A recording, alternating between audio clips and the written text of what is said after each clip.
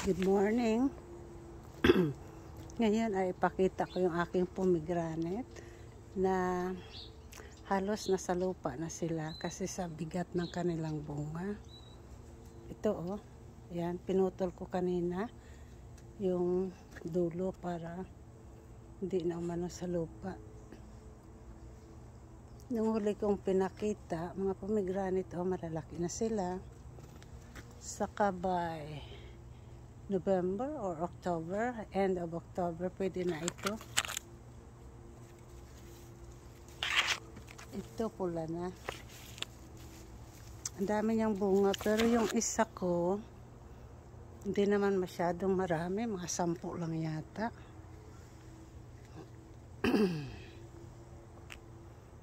Ayan.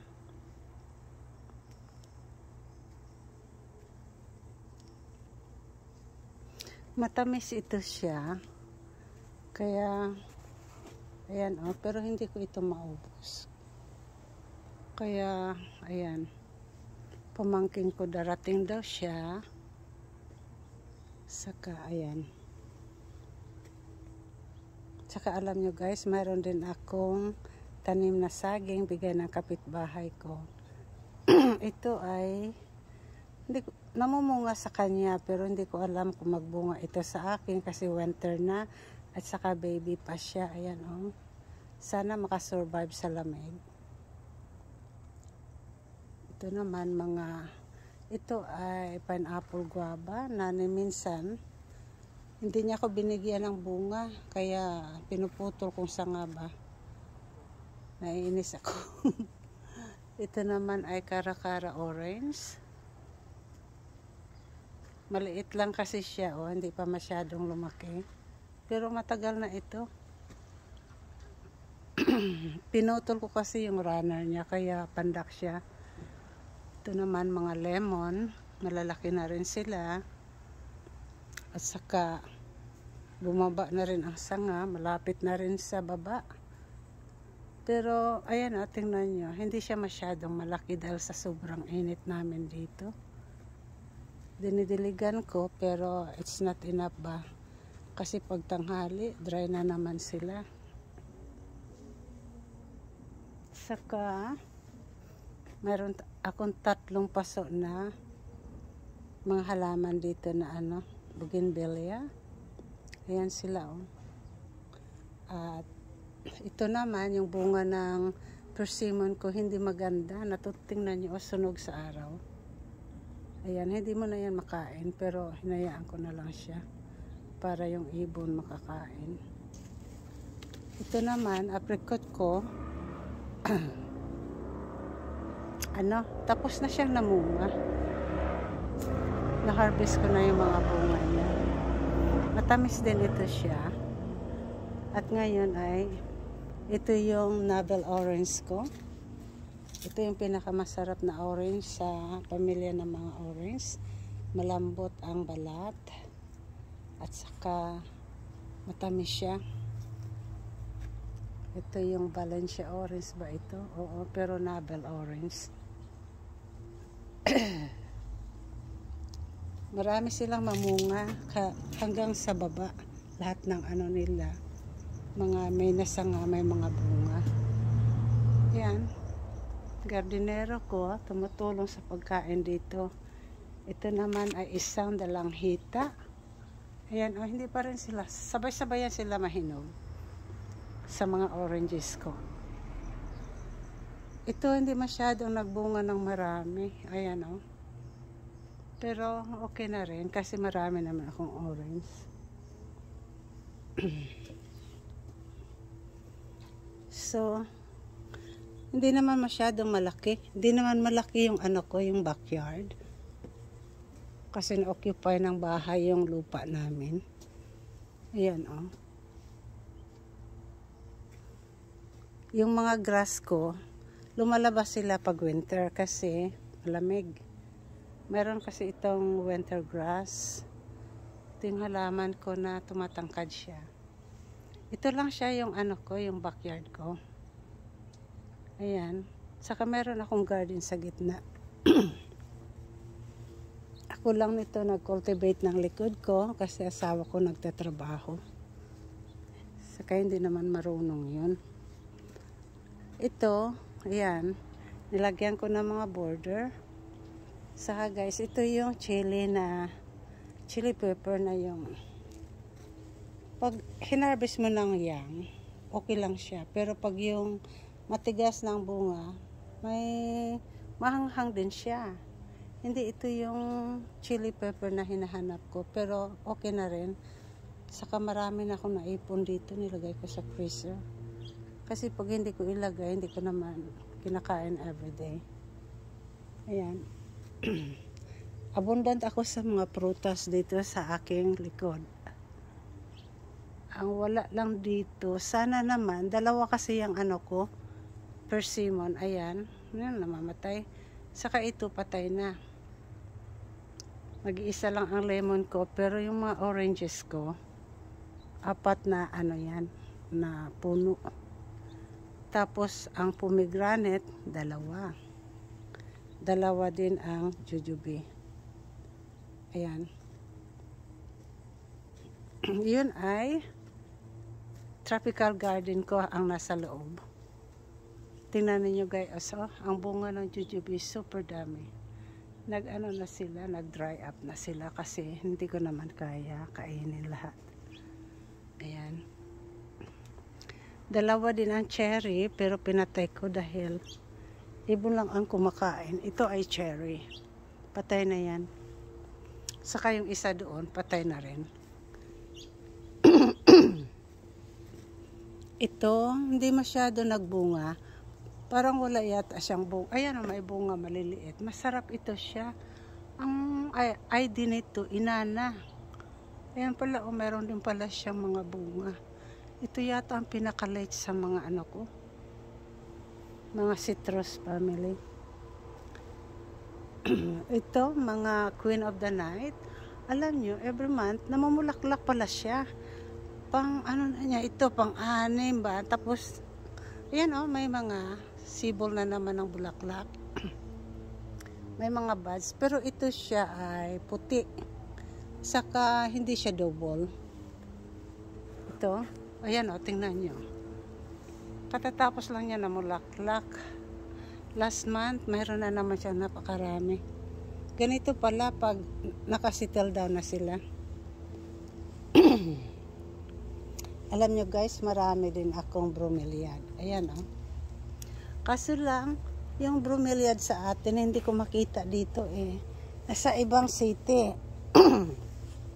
Ito hanggang, ito galing ito sa kaibigan ko dahil nandoon siya sa good location ng California. Binigyan niya ako bago siya umuwi sa Philippines. Ito naman, nabili ko sa Irvine. $25 ang isa nito. Ito, sa kanya lahat ito galing, yung mga ganito. Ito naman mga clivia ko at saka amaryllis sa akin ito. Tingnan nyo, may sibol na naman siya. Ayan, ang dami niya. Katatapos lang niya noong isang at the end of the month. Year around pala siya. Pag na-expose sila sa araw. Kasi kalilipat ko lang sila dito sa cherry tree na pulsan kasi ito. Tingnan nyo. Meron na naman siya.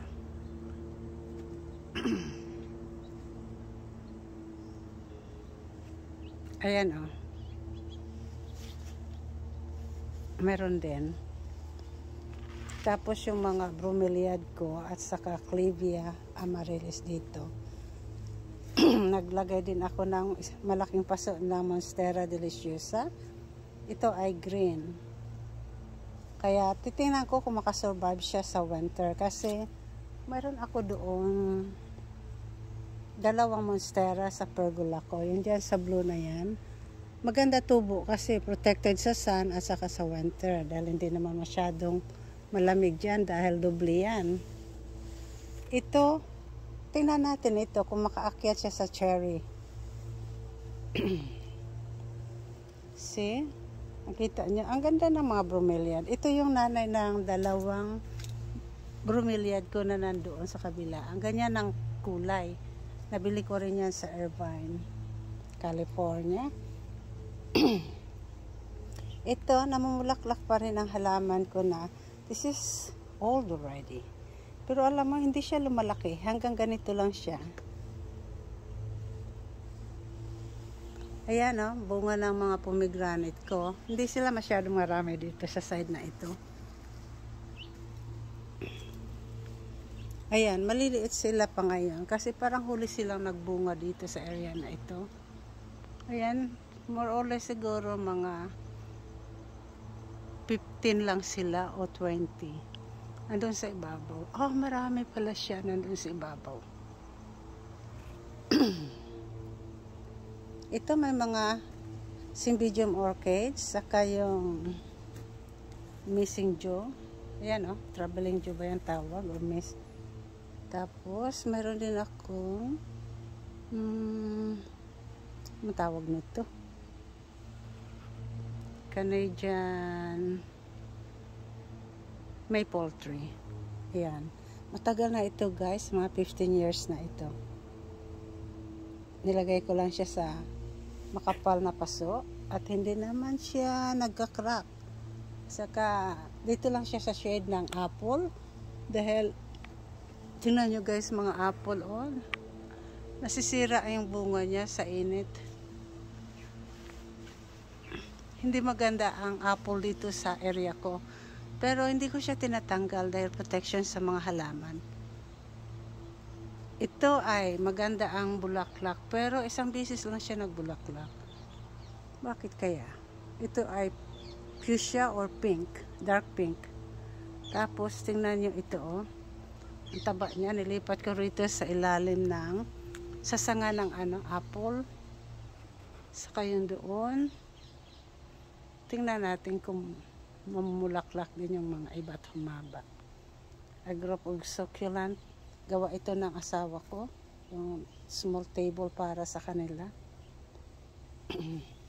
Clivia.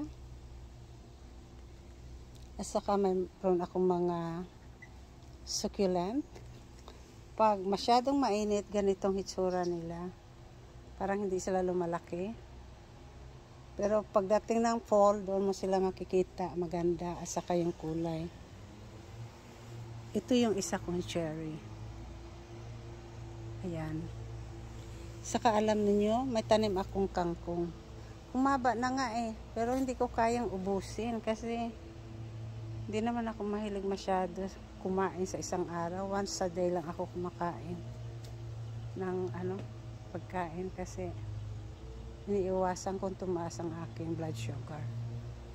Ito, tingnan nyo nilipat ko sila rito. Ang tanim nito, ano bang tanim dito dati? Sibuyas yata pero namatay. So itong mga pepper ulit na mga twisted pepper ito. Pero parang hindi man tumangkad yung humaba yung mga bunga. Ayan ang mga bunga ng prutas ko na jujubina. Ito siya. Hindi ko kayang kainin. Saka yung isa doon, nandoon din sa baba. Ito tingnan ninyo. Medyo malaki naman ang backyard ko. Pero hindi ko makayang gawin na garden lot. Excuse me. Ito pag ito ang kulay ng bunga ng jujube, matamis na ito. Pero ito guys, hindi na ito maganda kainin kasi dry na siya. Ang maganda sa jujube yung mga manibalang na gano'n. So nag-umpisa nang gumanda yung mga yung succulent ko. Ayan parang nag-open na sila kasi September na dito. Next month, mag-umpisa na yung full season namin. At saka mag-open yan sila lahat. At saka gaganda ulit sila. Ito, hindi ko alam ang pangalan nito. Pero, nandito siya. Aywan ko, 5 years na yata ito dito. Ayan. May mga jade plant din ako na ibang klase. Aloe vera. Ito guys, maganda ito. 3 klase ang bulaklak nito. Meron ako nilagay na yellow, puti, at saka yung pink. Ito ay nabili ko sa isang kaibigan ko long time ago, siguro mga 3 years ago. Marami ako doon sa kabilang kahoy. Ito ay string of bananas. Marami akong mga ganyan sa loob ng pergola ko. Saka ito yung original na tanim ko. At saka marami na akong binigyan ito. Lahat ng mga friend ko na pag pumunta sila rito, binibigyan ko sila ng cuttings. Kasi mahal din siya sa tindahan. Kaya, saka madali lang ito buhayin. Hindi sila sensitive. So, tingnan ninyo. Ito yung yellow, galing sa kaibigan ko dito. Pero ni minsan, ewan mo, kung mga 3 years na yata ito siya, or 4, ni minsan hindi man lang nagbulaklak. Pero parang, hindi pala bulaklak. Bakit hindi siya kaya namamulaklak? Hindi yata ito female. Titingnan ko lang. Ito ay mga amaryllis. Nagbulaklak last year. Saka tingnan ninyo ito dito. Pinalabas ko na yung mga mga succulent. Ayan. Kasi hindi na masyadong mainit. Ngayon yata 87 degrees. Mamayang hapon. Bougainvillea ko palagi kung pinuputol pag tumatangkad na siya. Kaya ang ganda niya. Ito ay roses. Hala, may mga langaw na maliliit. Saka alam ba ninyo guys, ito Itong side na ito ay puro yan siya succulent. Ayan.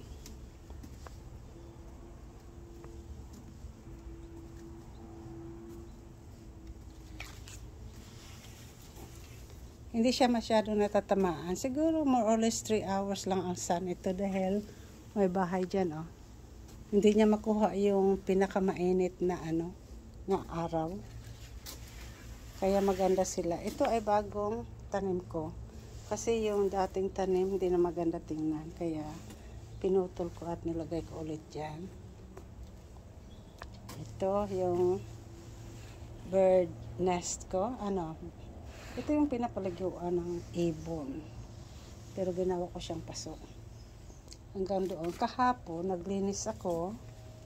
At yung mga succulent na nandito, nilipat ko doon sa labas.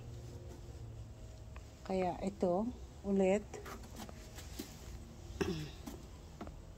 Ayan. Kung makita ninyo, puro ito succulent. Dahil dati-rati, talagang crazy ako sa mga succulent magpadami. So, marami sila. Tapos, this year, nag-umpisa nung December. Nabighanin na naman ako sa mga tropical plants.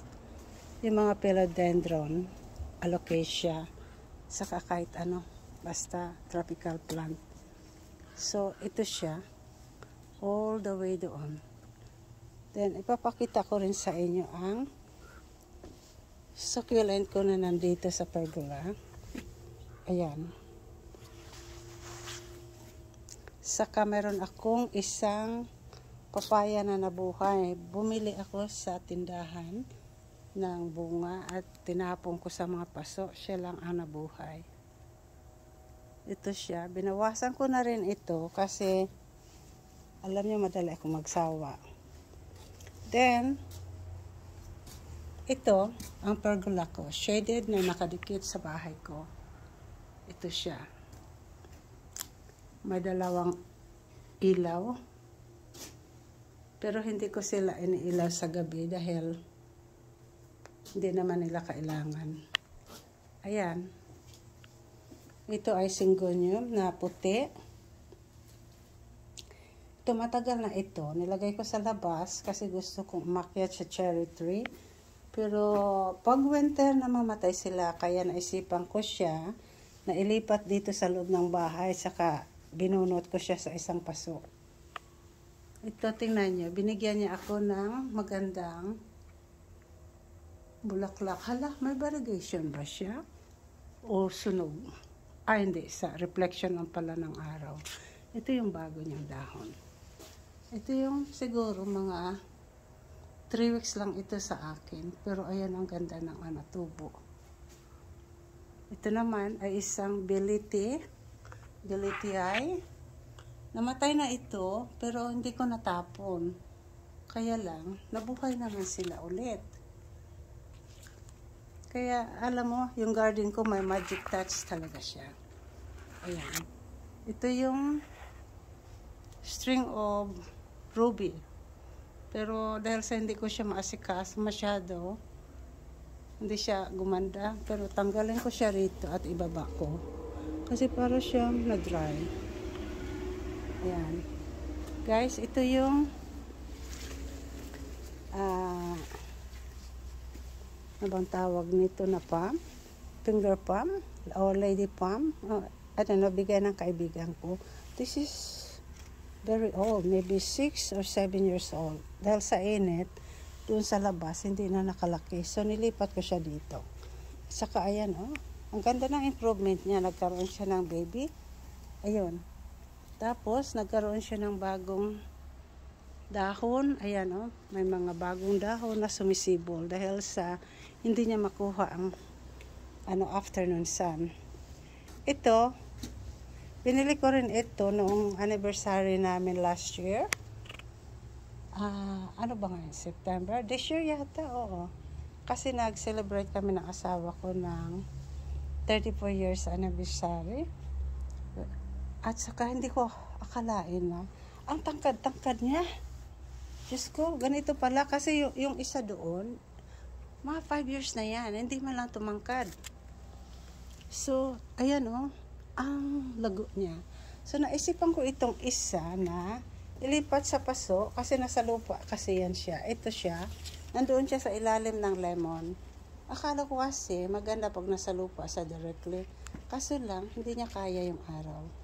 So, nilipat ko siya rito at sana tatangka din ito na katulad dito. Malaki din ang paso niya. Nilipat ko siya dyan. At saka yung mga potting mix na yan ay siya yung potting soil na rich talaga sa mga kinakailangan nila. Ay, oo nga. Ayan. Nakita ninyo, may bago siyang darating na dahon. At saka yan, may mga maliliit na. 3 puno siya, pero isa lang ang niyan. Hindi yan sila magkahiwala. Isa lang ang puno. May 3 sanga. Pero ito, 3, 4 na siya. Kaya, sana nga. Saka guys, meron din akong magandang syngonium. Ito ay pink. Sana nga, magiging pink siya all the way sa pagtanda niya. Ayan, meron akong alocasia variegated na microrhiza. Ito siya, napakamahal pa naman. Ayan. Ito ay isang nabili man daw ito. Alocasia nobili, parang pali pero maliliit ng dahon niya. Ito naman Alocasia longiloba. Parang nagkaroon siya ng sa araw. Pero malapit na. Ito din longiloba. Alocasia longiloba. Magaganda sila. Saka ito ay, hindi ko pa nga, kopri. Yan. Ito, hindi ko alam ang pangalan ng alocasia na ito. Kasi, hindi naman yata ito alocasia sibrina. Kasi, ang sibrina mahaba ang dahon. Ito naman, parang heart lang siya. Maiksi ang mga dahon. At saka, tingnan nyo.